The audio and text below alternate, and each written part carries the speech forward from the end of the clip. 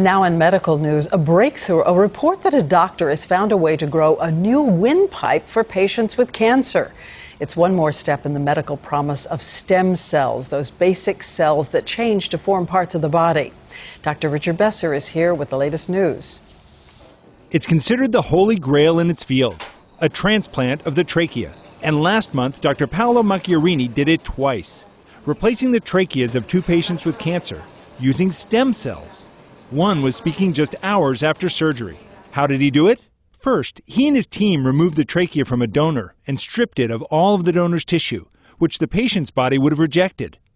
Next, they drew stem cells from the patient's own bone marrow and used them to coat the surface of the new trachea before surgically implanting it in the patient, with the hopes that those stem cells would generate new tissue and a fully functioning trachea.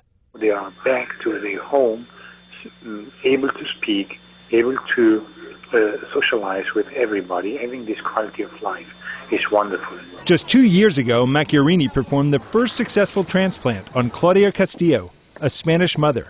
That process took 7 weeks, but the new procedure, just 4 hours.